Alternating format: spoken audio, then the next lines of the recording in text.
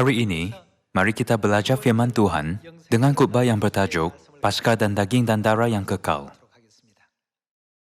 Antara gereja-gereja di seluruh dunia, gereja yang mana merayakan Paskah hanya gereja Tuhan. Fakta bahwa kita gereja Tuhan merayakan Paskah membuktikan Tuhan bersama kita, bukan?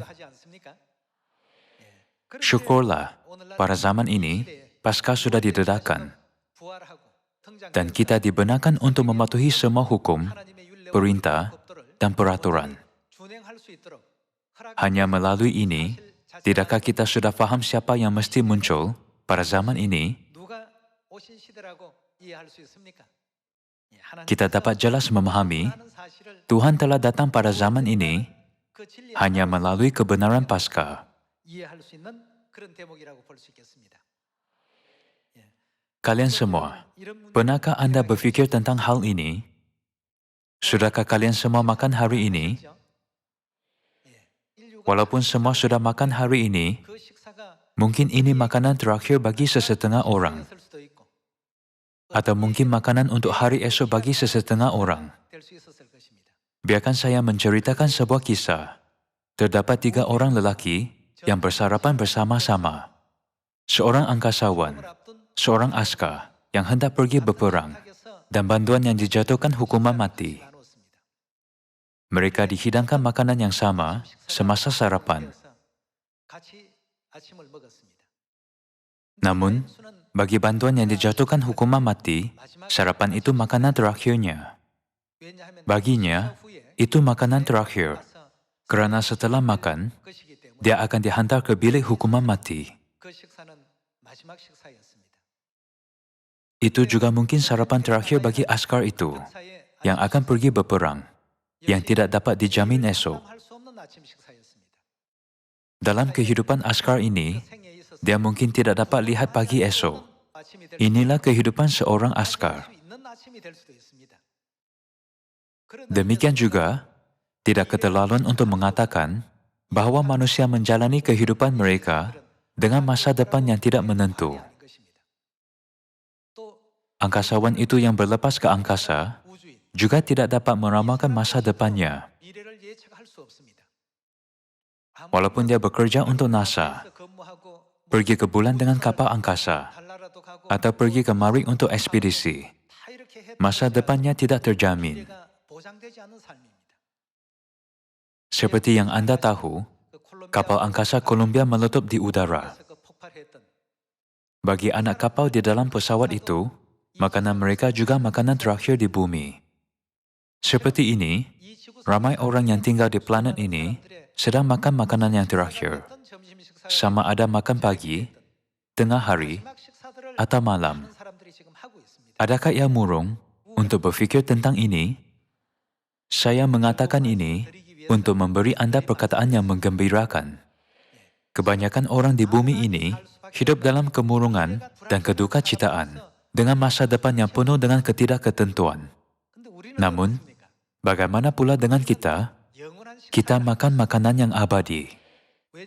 Ini kerana kehidupan kita tidak berakhir di bumi ini. Betul? Tidakkah Tuhan menjanjikan apabila kita pergi ke syurga, kita akan menikmati makanan dan minuman rohani yang tidak dapat dibandingkan dengan makanan di bumi ini?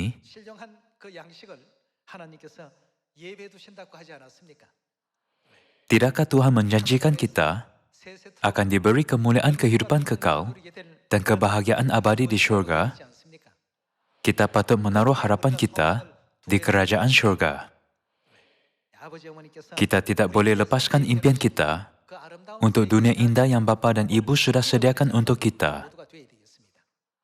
Kita tidak boleh melepaskan kerajaan syurga. Betul? Jadi apa yang Tuhan berikan kepada kita? Dia datang dan memberi kita sebuah hadiah yang berharga, yaitu Paskah. Melalui Paskah Perjanjian Baru, Tuhan membuka jalan ke dunia yang lebih baik. Janganlah membandingkan hidup kita dengan benda-benda dunia ini yang kecil dan remeh. Walaupun Anda tinggal di rumah yang sedikit lebih luas, betapa sukarnya untuk membersihkan, bukan? Kita patut bersyukur dan berpuas hati, berbahagia dengan berkat yang diberikan kepada kita. Kita perlu bertanya diri kita, adakah saya layak untuk pergi ke syurga yang dijanjikan atau tidak? Di sinilah jalan kegembiraan dibahagikan. Bagi orang yang boleh pergi ke syurga, bagaimana mereka patut hidup? Patutkah mereka hidup dalam keresahan dan kesedihan seperti orang yang tidak dapat diselamatkan? Kita tidak patut memerangkap fikiran kita di planet kecil ini yang dipanggil bumi. Dari sudut rohani, bumi ini ialah kota perlindungan, penjara bagi roh kita. Kita tidak patut menghadkan diri kita di bumi yang kecil ini. Sebaliknya, kita memerlukan iman dan minda yang terbuka untuk melihat alam semesta yang luas, serta kerajaan syurga yang telah Tuhan sediakan untuk kita, yang akan diselamatkan. Saya berharap ahli-ahli keluarga Sion akan memiliki lebih banyak iman di dunia abadi yang Tuhan kurniakan pada masa yang akan datang.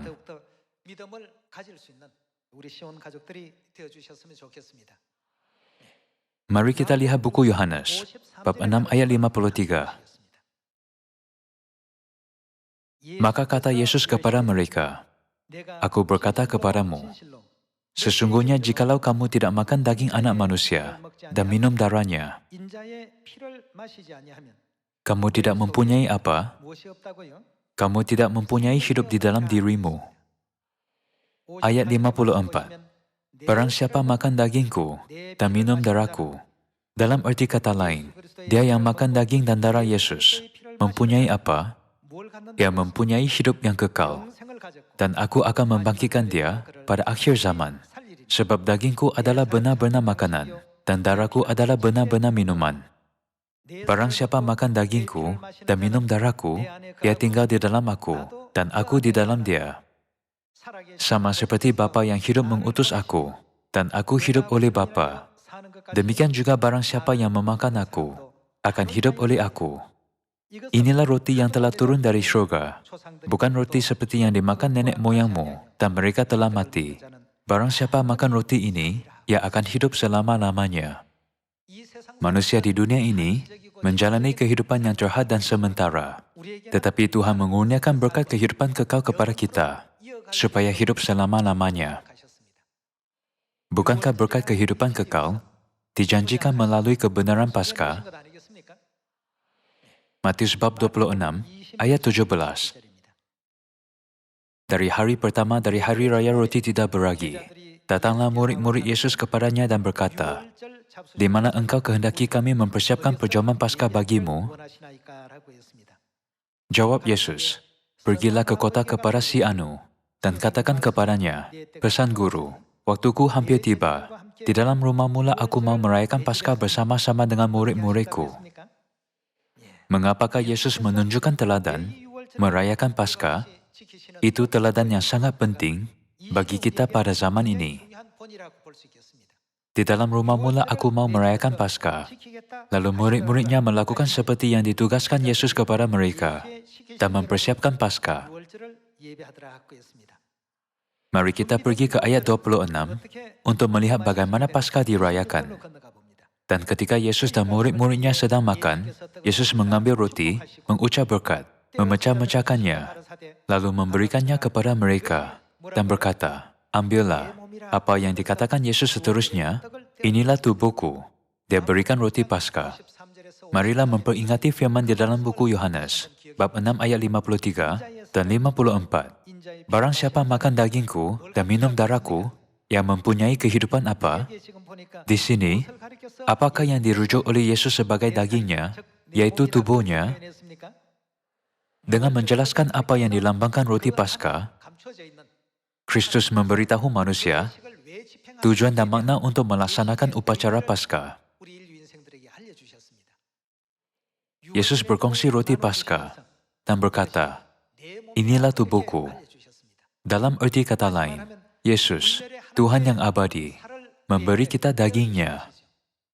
Yohanes bab 6 ayat 54, firman-Nya, "Barang siapa makan daging anak manusia dan minum darahnya mempunyai hidup yang kekal." Yesus menyatakan maknanya semasa Paskah. Ayat 27. Sesudah itu ia mengambil cawan. Apakah yang ada di dalam cawan itu? Dia mengambil cawan yang mengandungi air anggur suci Paskah, mengucap syukur, lalu memberikannya kepada mereka, dan berkata, "Minumlah kamu semua dari cawan ini." Ayat 28. Sebab inilah darahku, darah perjanjian, yang ditumpahkan bagi banyak orang untuk pengampunan dosa. Roti Paskah ialah tubuh Yesus, yaitu dagingnya, dan air anggur Paskah ialah darah berharganya. Di sini, Yesus mengajarkan sebab kita patut melaksanakan peraturan Paskah. Jadi, cara untuk mengambil bahagian dalam daging dan darah berharga Kristus hanya melalui upacara Paskah. Tuhan membenarkan kita untuk jelas memahami ini melalui ajaran Alkitab. Tuhan mengurniakan semua ajaran ini kepada pendosa untuk mengampunkan dosa mereka. Tetapi ada makhluk rohani yang tidak mahu manusia untuk menerima pengampunan dosa. Itulah si iblis, syaitan, yang tidak gembira dengan kerja penyelamatan Tuhan. Yesus menubuhkan jalan keselamatan pada hari Paskah. Namun, kebenaran Paskah ini dimasukkan pada abad keempat. Selama 300 tahun, sejak waktu kenaikan Yesus, Paskah diakui sebagai kebenaran penting yang tidak boleh dipisahkan daripada iman umat Kristian awal. Namun pada abad keempat, kebenaran diputar-belitkan dan ajaran pagan menyusupi gereja. Akhirnya, Paskah hilang dari bumi sepenuhnya. Walaupun Yesus mengajari kita kepentingan peraturan Paskah di dalam Alkitab. Pada tahun 325 Masehi, suatu majelis agama diadakan di Nisia, Turki. Pada masa itu, Maharaja Rom dan Paus yang memimpin gereja Katolik, kebenaran Paskah diputar-belit dan dimasukkan sepenuhnya. Inilah sebabnya Paskah tidak dirayakan sehingga sekarang. Walaupun terdapat ajaran yang jelas di dalam Alkitab, Paskah tidak dirayakan. Apakah sebabnya? Kebenaran Paskah tidak dapat dipulihkan oleh sesiapa, tetapi hanya Tuhan sendiri. Hanya Tuhan yang abadi, berkuasa memberi kita kehidupan kekal. Memandangkan Paskah mengandungi janji kehidupan kekal, tiada sesiapa kecuali Tuhan Dia sendiri yang dapat memulihkan kebenaran kudus Paskah ini. Oleh itu, Tuhan mesti datang sekali lagi untuk memulihkan Paskah. Seperti yang diramalkan Alkitab, Yesus, yaitu Tuhan dalam tubuh manusia, datang ke bumi ini, dilahirkan di Israel 2000 tahun yang lalu. Namun, tidakkah Alkitab juga meramalkan pada hari-hari terakhir, Tuhan akan muncul dalam tubuh manusia sekali lagi untuk memulihkan kebenaran Paskah yang hilang? Kita mesti menerima Tuhan yang datang sekali lagi dengan kebenaran Paskah Perjanjian Baru, supaya kita dapat menerima kehidupan kekal. Mereka yang menerima kehidupan kekal tidak akan makan makanan terakhir, kerana mereka akan hidup selamanya. Mari kita pastikan ini di dalam buku Ibrani bab 9. Ayat 27. Dan sama seperti manusia ditetapkan untuk mati hanya satu kali saja, dan sesudah itu dihakimi, demikian pula Kristus hanya satu kali saja mengorbankan dirinya untuk menanggung dosa banyak orang. Pada kedatangan pertamanya, Kristus datang ke bumi dan dikorbankan untuk menghapuskan dosa kita. Sesudah itu ia akan menyatakan dirinya sekali lagi, tanpa menanggung dosa, untuk menganugerahkan keselamatan kepada mereka yang menantikan Dia. Sekiranya Paskah, Perjanjian Baru, tidak dimasukkan tetapi masih dirayakan, sehingga hari ini, Tuhan tidak perlu datang sekali lagi. Namun, tiada sesiapa pun dapat memulihkan kebenaran kehidupan ini, yang secara langsung berkaitan dengan kehidupan kekal. Alkitab meramalkan, hanya Tuhan dapat memberitakan kebenaran kehidupan kekal kepada kita.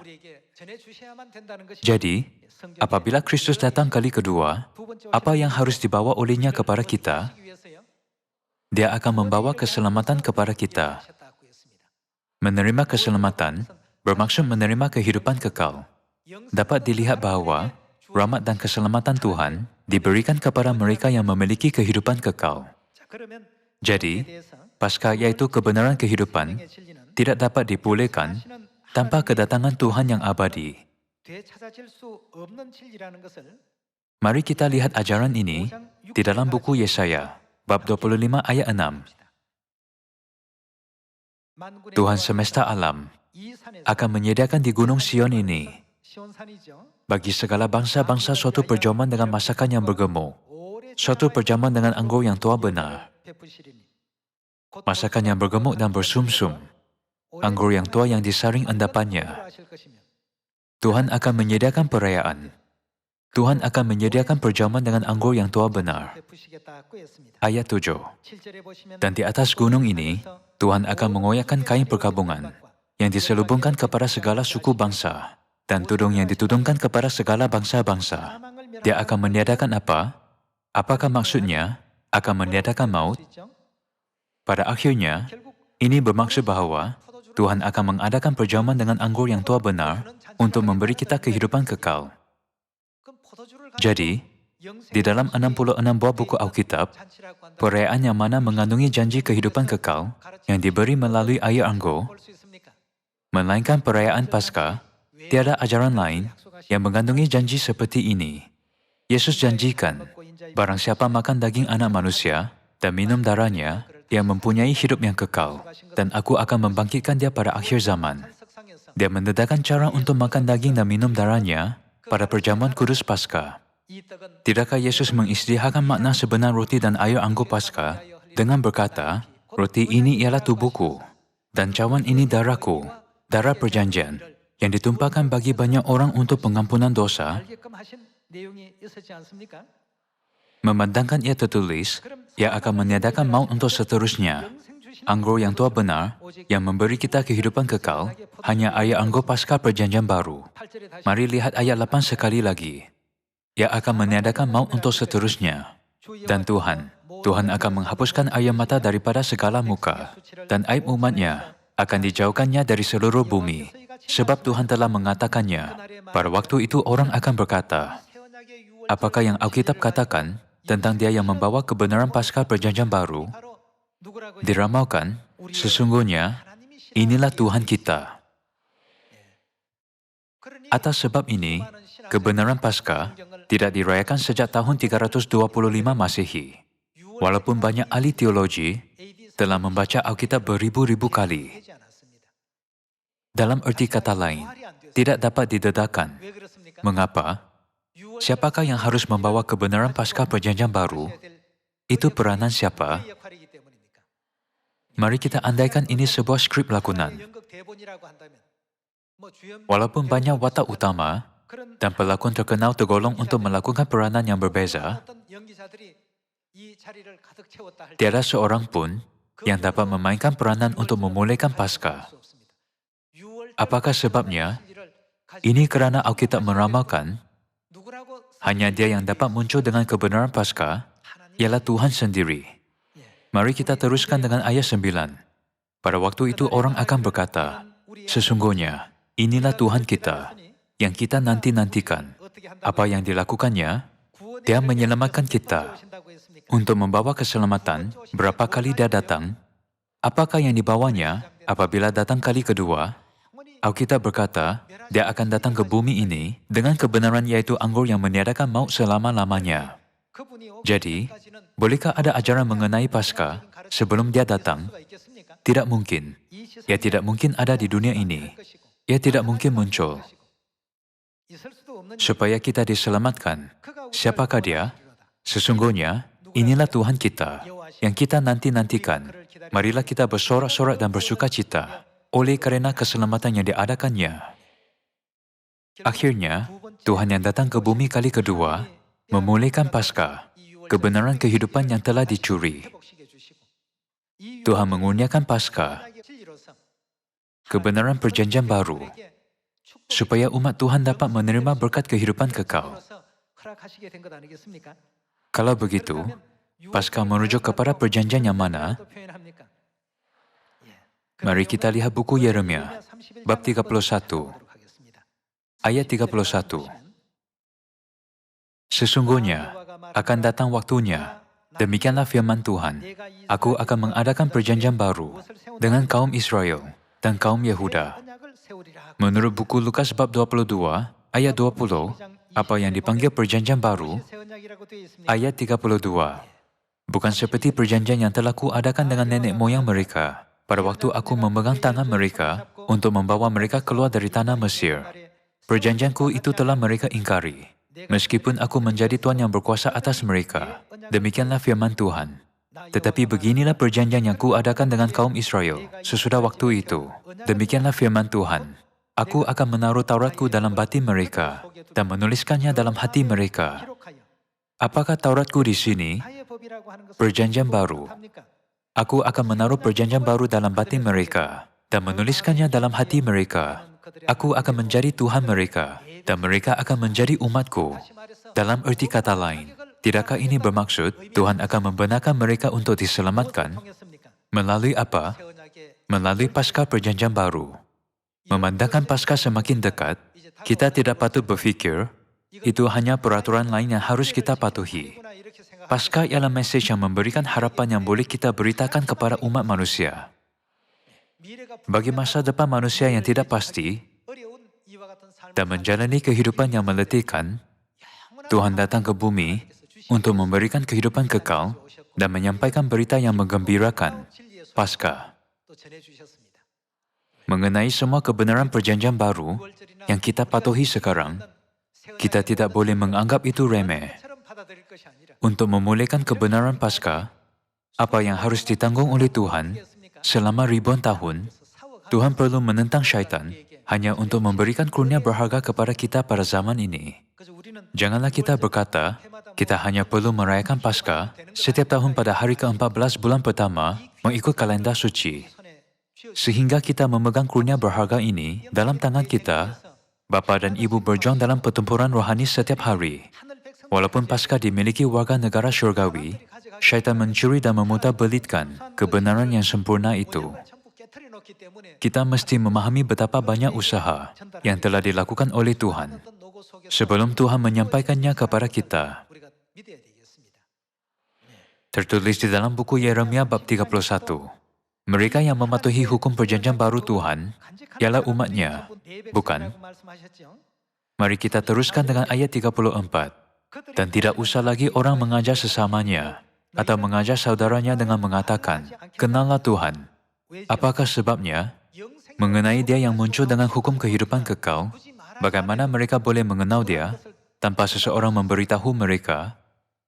Inilah Tuhan yang kita nanti-nantikan. Dialah yang diramalkan oleh Nabi Yesaya. Inilah Tuhan kita yang meniadakan maut untuk selamanya dengan anggur yang tua benar, yang disimpan untuk masa yang lama. Sebab mereka semua, besar kecil, akan mengenal aku. Demikianlah firman Tuhan, sebab aku akan mengampuni kesalahan mereka dan tidak lagi mengingat dosa mereka. Kebenaran perjanjian baru Paskah yang berharga ini diberi kepada kita. Tuhan datang ke bumi dalam tubuh manusia dan menubuhkan kebenaran perjanjian baru dengan menumpahkan darahnya di atas salib, sementara menanggung kesakitan dan penderitaan besar. Namun kebenaran ini diinjak-injak oleh syaitan. Untuk memulihkan Paskah bagi orang yang tertinggal pada hari-hari terakhir, Tuhan datang ke bumi sekali lagi. Kita tidak harus menganggap Paskah yang kudus sebagai upacara biasa untuk makan sekeping roti dan minum secawan air anggur. Yesus berkata, barang siapa percaya kepadaku, ia akan hidup walaupun ia sudah mati. Dan setiap orang yang hidup dan percaya kepadaku, tidak akan mati selama-lamanya. Hanya apabila kita terima janji Tuhan dalam upacara Paskah, Bapa dan Ibu akan membawa kita ke surga. Sebab Tuhan sangat ingin memberi kita kehidupan kekal, kerana Dia bertekad kuat untuk membawa kita ke surga. Mari kita lihat satu ayat lagi di dalam buku Wahyu bab 21. Wahyu bab 21 ayat 4. Dan ia akan menghapus segala air mata dari mata mereka, dan maut tidak akan ada lagi. Apakah jenis dunia itu? Itu kerajaan syurga. Syurga ialah tempat yang tiada maut lagi, tetapi hanya kehidupan kekal. Untuk membimbing kita ke dunia itu, Tuhan memeteraikan kita dengan Paskah. Dia memberi kesaksian tentang mereka yang berada dalam kebenaran Paskah Perjanjian Baru, ialah anak-anak Tuhan. Melalui daging dan darahnya yang kekal, Tuhan telah memastikan bahawa kita anak-anaknya lelaki dan perempuan. Mari kita lihat ayat 4. Dan ia akan menghapus segala air mata dari mata mereka, dan maut tidak akan ada lagi. Tidak akan ada lagi perkabungan, atau ratap tangis, atau duka cita, sebab segala sesuatu yang lama itu telah berlalu. Pepatah tidak akan ada lagi sangat penting. Itu bermaksud tidak akan wujud lagi. Adakah terdapat orang yang sakit di sini? Sakit belakang, sakit sendi, sakit kepala. Dalam pepatah tidak akan ada lagi, Tuhan janji bahawa kita tidak akan mengalami penderitaan kesakitan ini lagi apabila kita pulang ke tanah air syurgawi. Inilah sebabnya kita perlu bertahan kesakitan dan mengatasi kesusahan kita. Tidakkah Tuhan sudah memberikan sebab yang jelas untuk mengatasi semua halangan di hadapan kita? Dunia seperti ini tanah air kita. Ayat 5. Ia yang duduk di atas takhta itu berkata, "Lihatlah, aku akan menjadikan segala sesuatu baru." Tuhan akan menjadikan segala sesuatu baru untuk kita. Aku menjadikan segala sesuatu baru, dan firman-Nya, tuliskanlah, kerana segala perkataan ini adalah tepat dan benar. Semua ini firman Tuhan. Dunia yang begitu menakjubkan ini menanti kita. Memandangkan Tuhan hanya mahu membimbing anak-anaknya ke dunia yang mulia itu, Tuhan perlu memisahkan anak-anaknya daripada yang lain.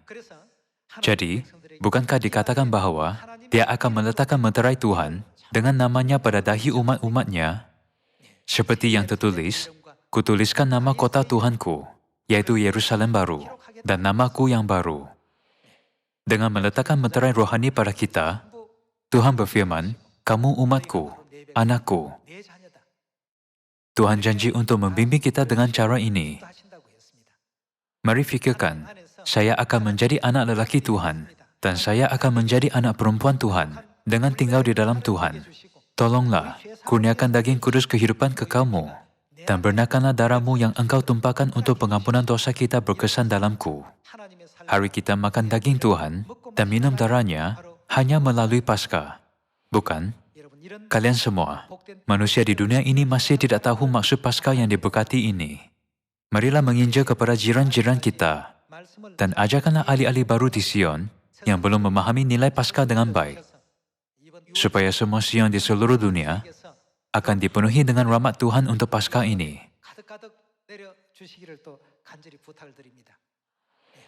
Walaupun Bapa dan Ibu Syurgawi datang ke bumi ini dalam tubuh manusia untuk menyelamatkan kita, begitu banyak roh yang mati tanpa berpeluang untuk mendengar suara Bapa dan Ibu kita.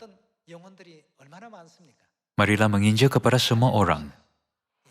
Sebagai anak-anak Tuhan, marilah kita mempersiapkan Paskah dengan baik, dengan memberitakan kasih Ibu Bapa Syurgawi ke seluruh dunia, yang membenarkan kita mengambil bahagian dalam perjamuan abadi ini. Berharap Anda mendapat banyak rahmat, saya ingin tamatkan khutbah hari ini. Sekian, terima kasih.